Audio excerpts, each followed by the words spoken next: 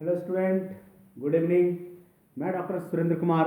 आज हम लोग अरस्तु के दास्ता संबंधी विचार पर चर्चा करेंगे कि अरस्तु ने दास्ता पर क्या बातें कही है। तो क्रिस्टोफर मॉरिस ने अपनी पुस्तक वेस्टर्न पॉलिटिकल थॉट में अरस्तु के द्वारा प्रतिपादित दास्ता के सिद्धांत का विश्लेषण करते हुए यह स्पष्ट करने की कोशिश की है कि आधुनिक मापदंडों के प्रतिकूल होते हुए भी अरस्तु का यह सिद्धांत काफी सराहनीय है, क्योंकि उसने आज से 2200 साल पहले प्राचीन यूनानी सभ्यता के युग में दास्ता के सिद्धांत का समर्थन करते हुए भी उसमें प्रभावशाली ढंग से उदार प्रावधानों को जोड़ने की कोशिश की है। यह ठीक है कि अब किसी भी सूरत में दास्ता के सिद्धांत की वकालत नहीं की जा सकती, किंतु अरस्तु का काल प्राचीन काल था और दास्ता के बिना उत्पादन की कल्पना भी नहीं की जा सकती थी। ठीक है, दास कौन है? अरस्तु के अनुसार दास कौन है? उसने कहा कि दास वह है। कौन है? उसने माना अरस्तु ने दास्ता के सिद्धांत का प्रतिपादन करते हुए दास को पारिवारिक संपत्ति का एक भाग माना। उसने क्या कहा?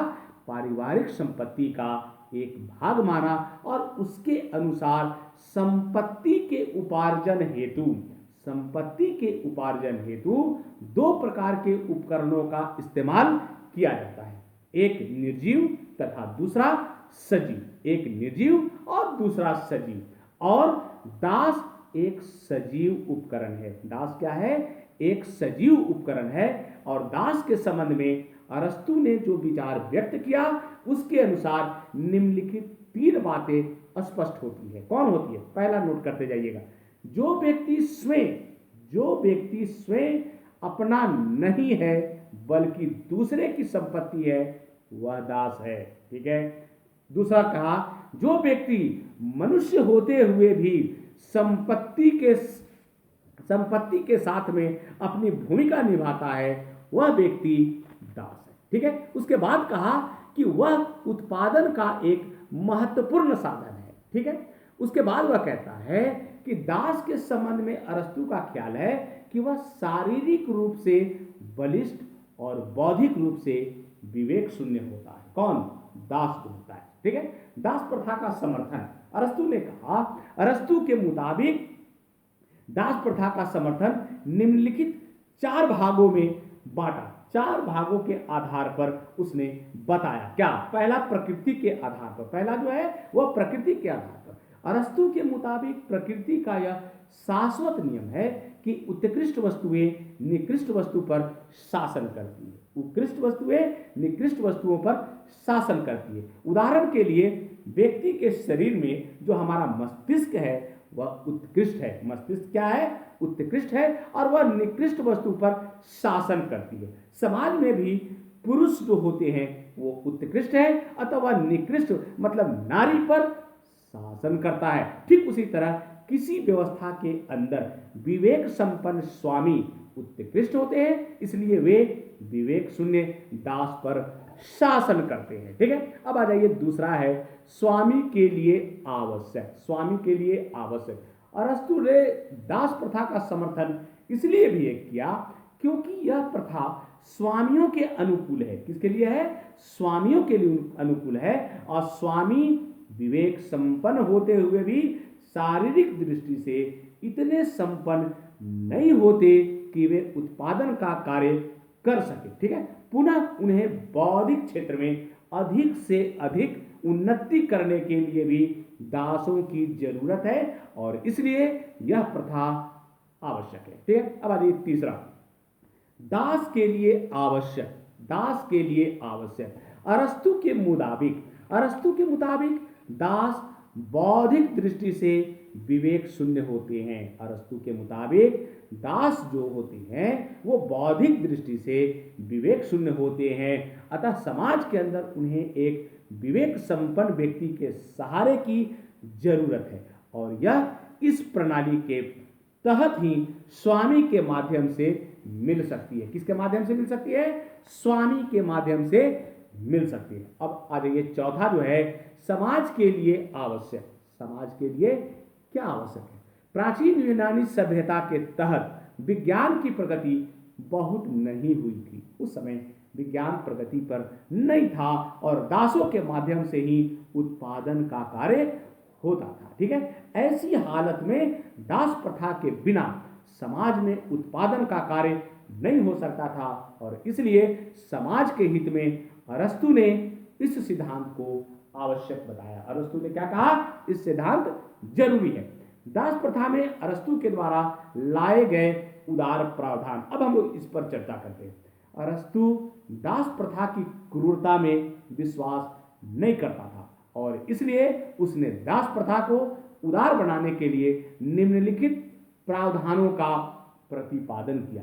क्या किया? जैसे दासों के साथ स्वामी को पुत्रवत व्यवहार करना चाहिए। दासों के साथ स्वामी को पुत्रवत व्यवहार करना चाहिए, मतलब पुत्र के जैसा व्यवहार करना चाहिए, ताकि दास यह महसूस कर सके कि उनका हित स्वामी के अधीन रहने में ही है। ठीक है, उसके बाद कहा कि दासों के पुत्रों को सिर्फ दास पुत्र होने के नाते दास नहीं बनाया जाए, क्योंकि अरस्तु के मुताबिक दास सिर्फ विवेक शून्य व्यक्ति ही हो सकते हैं, जबकि दास पुत्र विवेक शून्य नहीं हो सकते हैं। ठीक है, उसके बाद कहा कि दासों को मुक्त करने का प्रावधान होना चाहिए।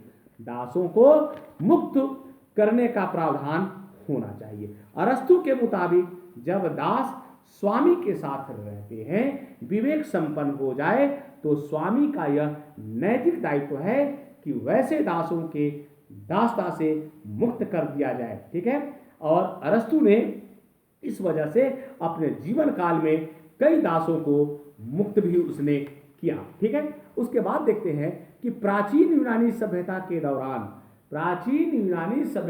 दौरान युद्ध बंदियों को भी दास बनाने की परंपरा थी। जब प्राचीन काल में जो युद्ध बंदी जो लोग हो जाते थे, उनको भी दास बनाने की प्रथा थी, किंतु अरस्तु इस प्रथा का विरोध करता है, क्योंकि युद्ध में पराजित होने का अर्थ यह कदापि नहीं होता कि युद्ध बंदी विवेक शून्य है और एक विवेक संपन्न व्यक्ति को दास नहीं बनाया जा सकता, किसी भी दृष्टि में नहीं बनाया जाता, यह बनाना गलत होगा। ठीक है, उसके बाद कहता है कि यूनानी जाति को, अरस्तु कहता है कि यूनानी जाति को दास नहीं बनाया जा सकता, क्योंकि यूनानी जाति किसी भी सूरत में विवेकशील नहीं हो सकते हैं। ठीक है, अब आ जाइए मूल्यांकन। हम लोग ये दासता पर, अरस्तु के जो दासता सिद्धांत है उसका हम लोग मूल्यांकन करते हैं। दासता के संबंध में अरस्तु ने जिन विचारों का प्रतिपादन किया उससे स्पष्ट हो जाता है। क्या स्पष्ट होता है? कुछ बातें स्पष्ट होती है। जैसे अरस्तु का यह विचार सोफिस्ट विचारों से मेल नहीं खाता।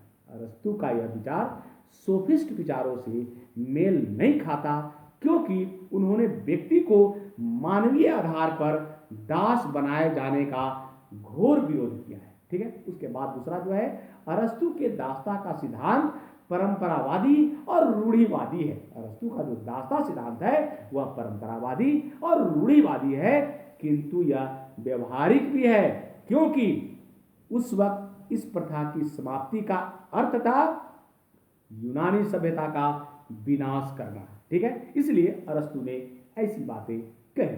अरस्तु ने दासता के संबंध में जो विचार व्यक्त किया वे किसी भी हालत में अमानवीय नहीं है। अब हम लोग कुछ विचारक के साथ तुलना करते हैं। जैसे अरस्तु का प्लेटो के साथ तुलना करना है दासता के संबंध में, अरस्तु का फिर उसके बाद चाणक्य के साथ तुलना करना है कि दासता पर ये लोगों का क्या विचार है। तब इन लोगों का प्लेटो का के साथ जब हम तुलना करते हैं तो पाते हैं कि प्लेटो की पुस्तक रिपब्लिक में, प्लेटो की जो पुस्तक है रिपब्लिक में दासता के संबंध में स्पष्ट कुछ नहीं कहा गया है। वहां दासता के बारे में कुछ नहीं कहा गया, किंतु लॉ, उनका जो पुस्तक है लॉ में दास प्रथा का जिक्र है। लॉ, जब उनको पुस्तक पढ़ेंगे, प्लेटो की जो पुस्तक है द लॉ, उसमें आप दासता का कुछ जिक्र किया है। प्लेटो ने अरस्तु के समान दास प्रथा को आवश्यक सिद्ध करने की कोशिश नहीं की है, पुनः वह अरस्तु के समान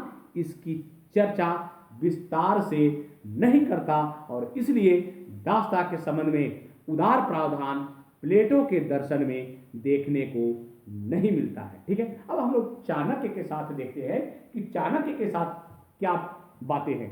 भारत की दास प्रथा इतनी बेहतरीन थी कि मेगास्थनीज, आप लोग पढ़े होंगे, मेगास्थनीज के नाम सुने होंगे।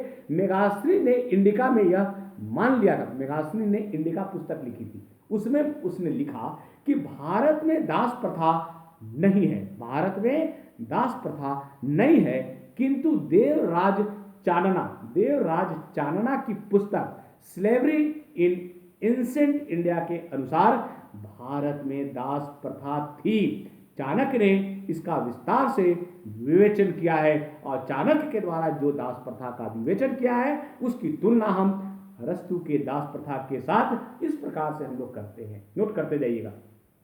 अरस्तु के समान चाणक्य ने दास प्रथा को आवश्यक सिद्ध करने की कोशिश नहीं की है। ठीक है, उसके बाद कहता है अरस्तु ने दासों को मुक्त करने का प्रावधान नैतिक आधार पर किया। किसके आधार पर किया? नैतिक आधार पर किया, किंतु चाणक्य ने इसके लिए कानूनी आधारों की चर्चा करता है। ठीक है, उसके बाद चला तीसरा जो है, अरस्तु ने स्वामी को सलाह दी है कि वह दासों के साथ उचित व्यवहार करे, किंतु चाणक्य ने कानून के द्वारा स्वामी को दास के साथ उचित व्यवहार करने के लिए विवश कर दिया। ठीक है, अब हम लोग आलोचना भी, इस पर कुछ आलोचक ने इनकी आलोचना भी की है। अरस्तु के जो दास्ता सिद्धांत है उस पर कुछ आलोचक आलोचना की है। जैसे रोज ने अपनी पुस्तक, रोज जो विचारक है उसने अपनी पुस्तक एरिस्टोटल में कहा कि अरस्तु का मानना है कि कुछ लोग शासन करने के लिए ही जन्म लेते हैं। उसने कहा कि अरस्तु जो माना कि कुछ लोग शासन करने के लिए ही जन्म लेते हैं और जन्म से ही बुद्धिमान और विवेक संपन्न होते हैं, यह विचार आधुनिक विचार से मेल नहीं खाता है। ठीक है, उसके बाद कहा कि अगर यह मान भी लिया जाए कि उत्कृष्ट निकृष्ट पर शासन करते हैं तो समाज में अनेक श्रेणियां उत्पन्न हो जाएगी, किंतु वह सिर्फ दास और स्वामी की ही चर्चा करता है। ठीक है, उसके बाद तीसरा वह कहता है कि विवेक के आधार पर दास और स्वामी के बीच कोई विभाजक रेखा नहीं खींची जा सकती है। ठीक है, उसके बाद कहता है कि कोई भी व्यक्ति विवेक शून्य नहीं होता और अगर ऐसा होता है तो वह व्यक्ति हो ही नहीं सकता। ठीक है, आलोचक कहते हैं कि दास के रूप में व्यक्ति को उत्पादन का साधन बनाना पूर्णतः अनुचित है। दास के रूप में व्यक्ति को उत्पादन का साधन बनाना पूर्णतः अनुचित है और दासता का यह सिद्धांत आधुनिक सामाजिक न्याय के सिद्धांत से मेल नहीं खाता है। आलोचक ऐसा मानते हैं और यह आधुनिक मापदंडों के खिलाफ है। आलोचक यहां तक कहते हैं कि यह आधुनिक मापदंडों के खिलाफ है। इस सिद्धांत के द्वारा उसने जातीय श्रेष्ठता के सिद्धांत का प्रतिपादन किया है जो हर हाल में अनुचित है। ठीक है, उपयुक्त आलोचनाओं के बाद हम यह कह सकते हैं कि प्राचीन यूनानी सभ्यता को ध्यान में रखते हुए अरस्तु ने दास्ता के संबंध में जो विचार दिया है वह काफी महत्वपूर्ण है। विशेषकर उस समय की क्रूर दास प्रथा से के स्थान पर उदार दास प्रथा का प्रतिपादन एक महत्वपूर्ण उपलब्धि मानी जानी चाहिए। आज मैंने आप लोगों को दास्ता, अरस्तु के दास्ता संबंधी विचार के बारे में विस्तार पूर्वक बता दिया है और मुझे आशा है कि आप लोगों को यह क्लास बहुत ही अच्छा लगा होगा। थैंक यू, धन्यवाद।